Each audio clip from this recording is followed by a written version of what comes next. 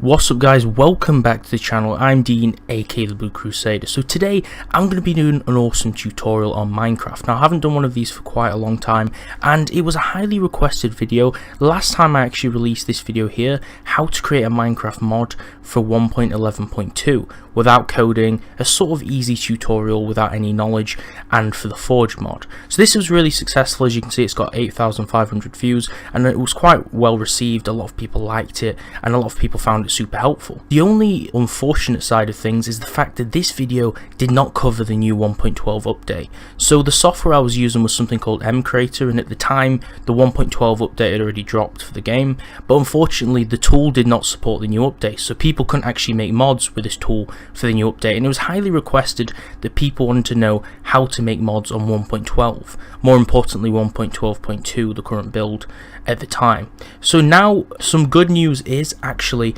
on the website. If we just take a look here, if we go to mcreator.net/download, on mcreator.net we can download the tool, and the good news is you probably won't be able to see it here because I have blocked it. The camera is slightly blocking it, but as you can see it says mcreator 1.7.6 for Windows and it says 1.12.2. so this does support the new update, and I thought I would do a rehash and a new tutorial on it to cover the new update. So without further ado, let's get straight into it. So if you want to make a mod on 1.12.2, you have no coding knowledge, you don't really know what you're doing, and you kind of don't really know how to make materials or textures as well, then this will cover everything for you. First of all, what we need to do is we need to download the installer or the archive.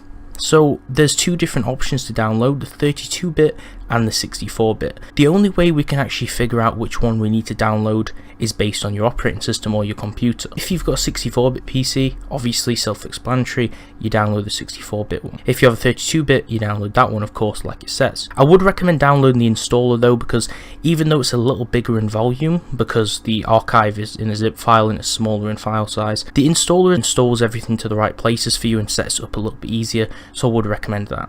So if you don't know what type of system you've got, 32-bit or 64-bit, there is actually a really simple way to check, and this I believe only covers from Windows 7 and above. I'm not sure if you can do this with Windows XP, I don't think you can. If you go to the File Explorer, what you want to do is go to the File Explorer around the My Computer area or this PC, and you want to click on your main drive. Now here there should be some program files folders. If you have two, a normal program files and a program files x86. x86 means 32-bit. If you have both of these folders, your PC is definitely a 64-bit computer, so you can go ahead and you can download the installer 64-bit. If you've just got one and it says x86, you've got a 32-bit computer, or if you just got one that says program files, likely that you've got a 32-bit computer as well. So you want to go ahead and you want to download one of these two and install it. It will take some time to set up. It has to create the environment and install a lot of Java files and prerequisite files to set up the software, but once you've done that, we can jump straight into it. So as you can see, everything is already set up. I did try to record this tutorial last time and the sound ended up not being recorded. Everything is set up here, as you can see the software. The thing is though, is you can create an account and log in, and it does prompt you to create one at the start, and if you cancel or deny creating an account like I did, it does give you the option here in the top right. The only benefits that creating an account will give you is it will give you 2 additional workspaces and the fact that you can upload your finished mods to the mcreator website. So you can upload your fan mods to the website, share them, and they might also be featured on the landing page of the tool itself, which is also kind of cool if you want to spread your mod around and, you know, allow people to test it. What we want to do first of all is we want to click on workspace 1. Each workspace you want to allocate to each mod you create. So if you're just creating one mod, you're just going to use workspace 1. If you want to create separate mods, it would be recommended to use a different workspace per different mod you want to create. And we're going to jump up here at the top and click on workspace. Here, as you can see, there is already some things created which I created from the last tutorial. What I'm going to go ahead and do is I'm going to delete both of these mod elements because I no longer need them. Now that we're actually welcomed by the interface, we want to click this plus here. This is to add a new mod element. So in this tutorial, I'm basically just going to show you the basics of creating simple blocks and recipes. And if you want other tutorials, feel free to let me know in the comments below. I might cover how to make mobs or dimensions or things more actually intricate and important. I might create more complicated things. If you want me to do that, just tell me in the comments below. First of all, we're going to click this big plus to create a mod element. Ignore these errors because we've just deleted a few different things. So first of all, we're going to create a block. I'm going to call this the name of your mod, so mod and block, or the block name. And once you do this, we click OK and it will take us to a dialog. So basically these different pieces here, we have 3, 4, 5, 6 pieces, and these 6 pieces here, or these 6 squares, are the 6 faces to your block. So these are the texture size of your block, the 6 faces or the 6 textures, which will basically wrap onto your block. So it's best if you actually make these blocks have the same material. I think if you click on the blue here, it will place all the different materials as the same. I think the blue means it is the top of the block, and the red means it is the bottom of the block. So this is the top piece, this is the bottom, and these are the other wrappers for the other angles or other pieces. So if you click here, you will be prompted by a series of textures which you can select for each side. We haven't created a texture yet. As you can see, I did make a texture, but I'm going to show you how you can make your own textures. So first of all, we go up here to tools. It says create item block texture. So we just click this very simply. And the layer 1 is obviously the background layer, whatever's on the first layer, and we want to select something basic here because you can't actually colour this layer. So then we want to select ore, because this is going to be an ore block, but you can select all 3, which looks a little bit different. As you can see, there is little variations. You can select different things and make them look different. It doesn't have to be a normal ore block. So we'll just make a normal ore, and we're going to colour it maybe orange. There we go. Going to colour it orange. And then when you finish your text, you want to click on use. It says what kind of texture is this? We're going to select block, because this is just an ore block. So we're just going to type in mod block or texture, just so we know it's a texture and we know it's from the ore block what we're adding. Press OK. Obviously I've already used this name, so we're going to have to rename it to something different, but this won't happen for you. So now what we want to do is click exit here. It will exit the texture creator. So now when we click on the side as before, we now have a texture here. We can double click that and it will fill all of the layers in with this texture. So now we have a full orange ore. So obviously we have dimensions, you can make the blocks bigger, but we're just going to leave it because we want everything to slot into the world easily. We're just going to make a normal ore a bit like iron. We're going to make the smelting and everything a lot like iron. And there is different texture types you can do, and there's a few different settings, but we're just going to click next. Name in GUI is basically the name in the UI of the game, what will pop up. For an example, when you're in the inventory and you mouse over the block, what text will actually pop up. So this is the name of the block, so we're just going to call it mod orange ore, so it'll say orange ore in game. And hardness and resistance is basically how hard it's going to be in comparison to actually breaking with your pickaxe. So if you've got a pickaxe out, the hardness and resistance contributes to how hard or how long it will take to actually break the block with a certain tool, i.e. the pickaxe. So we're just going to leave these. This is actually the tab it will be in creative. You can create a specific new creative tab or inventory tab in mcreator, which will show in maybe a different tutorial if you guys want that. We're just going to use the basics for now, but we're just going to leave it on building blocks because it's basic ore. If we're creating a wood block, which we could later use for a tree for an example, we'd want the tool to be an axe that destroys it, or a shovel if it was dirt, but we can leave it on pickaxe. We want to leave this unticked so it drops itself, but if you wanted to drop something similar to coal, for an example coal, when you mine it, it doesn't drop the ore block, it drops actual coal, then you click this and select the item as coal. If you created a separate item that was similar to coal, you'd select that and the block would drop it when you mine it. We're going to leave this unchecked, however, because we want the ore to drop so we can then smelt it into something else. So drop amount, you want 1 unless you want it to drop a lot. We're just going to emulate iron, so we're going to make it drop 1. Light opacity is the light that actually comes off it. There's also luminance here. And the material, we want it to be rock because it's obviously an ore, it's rock. And the sound on the step, we want it to be stone. And then unbreakable, you can check if you want to make a bedrock type block, which you could generate maybe in a dimension so people can't go through the ground.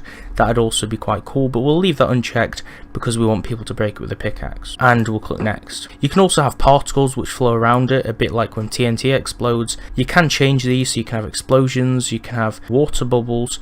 And there is a preview here. This is only a preview for the spawning shape, it's not a preview for the particle type. This will create quite a lot of lag if you generate something like an ore in a certain area, so I wouldn't recommend putting these on ores unless you're putting a really low particle amount on it, because it might cause a bit of frame rate drop. So we're just going to leave this. We're also going to leave this area, but you can create blocks that are similar in actual fashion or functionality to a chest. So you can make some sort of inventory on the block, and you can actually customize the size of the inventory and the stack size, which is really cool. I would like to test this and make one of these kind of blocks, so if you guys do want more tutorials like this, how to make mods, do let me know and I will cover other things. These events here are more complicated. You can add specific properties to them, what happens when you mine it, what happens when you use it. These are for more complicated blocks like command blocks or new machines you want to create if you want to be a bit more daring and actually create something more complicated. This is the block spawning and generation properties. These sliders here are basically selecting where you want the ore to spawn. So the higher it is, the higher up it spawns in the world, the lower it is, the lower it spawns. And as you can see, we have 0 to 256 units. These are obviously block heights, and we want to spawn quite close to the earth just so we can mine it when we test it. For an example, if you want to create something similar in fashion to diamond, you'd want it to spawn really low, perhaps near bedrock. As you can see, bedrock's at the bottom there, and then that's the overworld or the grass, and then 256 is obviously the sky limit or the height. So we're just going to spawn it fully throughout the whole earth basically, because we want it to be in abundance so we can easily find it. And we can select generate in world. You can generate in the nether as well, although I wouldn't recommend to spawn in both. It depends what your mod is. Frequency in chunks and frequency on specific chunks. Obviously frequency in chunks is how many pieces of these blocks spawn per chunk, and frequency on specific chunks, I'm not actually sure what that is specifically, but obviously it will increase the frequency of block spawning nonetheless. So it shows the data here that we've selected the heights and the frequency, which can click next. Here we can actually make crafting on how to craft it. Example, if this was an item or a specialty block, we could make a crafting recipe, but this is all, we don't want to be able to craft it. And we could make it into a smeltable, but we don't want to do this yet again because it's ore. So we're going to click next, and then this should save our first block. So now what we want to do is we want to create the thing which we smelt it into. So for an example, when you smelt iron, it makes an iron ingot. So we want to make an ingot for this orange ore. So for an example, how we would do this is we go to the plus symbol once again to create a new mod element, and we would select item, but we're not going to do this yet. We want to go to tools first and create a new item block texture, because we want to make a new texture for the ingot as well. So what we'll do is we'll add a base layer on the back, something small that we can't see, because unfortunately you can't actually remove the layer number 1 or make it invisible. This is kind of a downside of the tool. And on layer number 2 we want to find ingot, so we'll search for ingot and we should be able to find it. There we go. Just click on the drop down box and type ingot on your keyboard and it should jump you straight to that option. So we're going to select ingot, and we want it to be in the fashion of the ore colour. We want it to be the same colour, so we can click on recent and find the colour we had before, and it is an orange colour, so we can use that. Just go to town and add different layers, make things colourful. It's actually a really cool material editor because you don't need to draw anything, you can just add pre-existing items on top. So we're just going to click use here. The box comes up again, we're going to select item this time instead, and with the name box we're going to call it mod orange or texture, or whatever your block name is called, and then texture after it. And I'm actually going to put ingot in there because we want to know that it's an ingot, it's not just an actual ore piece, and press OK. And now it will have saved, so we can click exit once more. And we click the plus just like last time, but this time to create a new item. So we select item, and the name of the element will just be again mod block ingot, because we don't have anything different. It's just basically going to be the only ingot on the mod. So now we have the boxes here for render type and things like that. We can select the item texture, just select the orange texture, and this will be what it looks like in the inventory. So obviously it's an orange ingot, but it kind of looks like a brick, so it will look like a brick in the inventory. But if you want to have information which displays here, this is the name of the item, which we'll cover in the next step. But data 1, data 2, data 3 are the lines of information. We can type something here like orange ore and comma ingot comma mod block. So for an example, there will be 3 lines when you hover over it in the inventory. It will say orange ore ingot, and then on the line number 1 orange ore, the ore name, line number 2 the item type, and line number 3 the name of the mod. So you can just put anything on here for information, but for an example this is what we're going to do. So we can click next, and the name in the GUI is again what will appear when you hover over it in game, so we're just going to call it orange ore ingot. And creative item tab, want to put it under materials, and stack size 64 because it's a normal ingot. You want to leave type of tool as number 1 because it's not a tool. It says here that number 1 is not a tool, 1.5 is a sword, and 2 is type of tool. Item damage count, leave it 0 because it's not a tool or a weapon. We want it to actually do 0 damage to the enemy. We're just going to click next. Leave the item events, and as you can see here we have a smelting recipe. We don't want to be able to craft anything into the ingot because it doesn't make any sense, but there's a smelting recipe, something here with coal below will smelt into the ingot. So we want to click on the top area of this and drag along this box and try and find the ore we've just created. Most of the mod items will be on the end. As you can see, here is the mod block we created earlier, which is the ore. So we can double click this and it will be in the top slot here, and an ingot will be produced when it's smelted. So that's basically all there is to it. So now we just click next and we basically have our mod. We have ore which automatically generates in the world, and when you mine this orange ore you can actually smelt it in a furnace with coal into an ingot. So if you want more tutorials like this, we can actually make armor out of the ore, we can make some crafting recipes, we can actually make some armor, so we can make things out of these ingots. So far we have a functioning ore and functioning ingots which we can actually create. Now what I'm going to show you is how to save your mod and where to install it, and then we're going to test to see if it works before we end the video. So first of all, what we want to do is we want to go to the top here, and it says click this to export your mod to zip or jar. So we're just going to select this, and then what we want to do is type in the mod name. So we're just going to call it mod orange ore version 1, and short description orange ore mod, and the author will be basically your Minecraft name or whatever name you want to be public. So I'm just going to call it the Blue Crusader, the name of my YouTube channel. You can put a mod image here, but we haven't tested the mod yet, so we can perhaps do this in a later version. We don't have any screenshots of it, so we're just going to leave this blank. And you can select which mods to export, and I'm going to tick this just to make sure we include everything, but I would keep this unticked if you want just everything saved. And you can export it to a jar or a zip. I don't really think it matters. You can leave it as jar, but I think I've definitely tested a zip before, so I'm actually going to try using a zip, and we click recompile and export. Then it shows us a box here which shows us the different things which will be included. So it says mod details, and these are the items we've created, the ore block and the ore ingot. So you want to tick them both, we want to include them both, otherwise one thing won't work. Click export once you've selected everything, and it will build them together. It will clean some files, pack everything up, and get everything all assembled. And then after it's actually been finished, obviously it says build workspace, we will have the option to actually save the file somewhere. And after we save it, we will want to put it in the respective folder in Minecraft, so we'll do that in just a second. After everything's saved in your workspace is compiled together, it will say to accept the terms of service. So just click accept, and then what we want to do is we want to go to the desktop and save your mod file. So basically just call it something related to the mod, so mod orange ore, and we can click save, and it will export it to an actual zip file. As you can see here, I have the file. So now what we want to do is we want to go into the Minecraft folder and install this. So we want to click %app data, %, click Minecraft, and then there should be a folder called mods. If you haven't got a mods folder, you want to create one and want to type in mods, and basically just drag the zip in there. It's simple as that. And before we actually finish and actually test the mod, you want to go to the Minecraft Forge website. So we go to files.minecraftforge.net. the link will be in the description, and basically what we want to do is want to download the latest build. So it says downloads for Minecraft Forge 1.12.2, which is the version we're covering and the version we've actually made a mod for. So you want to click Windows Installer or Installer and download one of these. It will prompt you to actually download it. Basically it'll download a jar file, you double click on the jar and it will actually ask you to install it.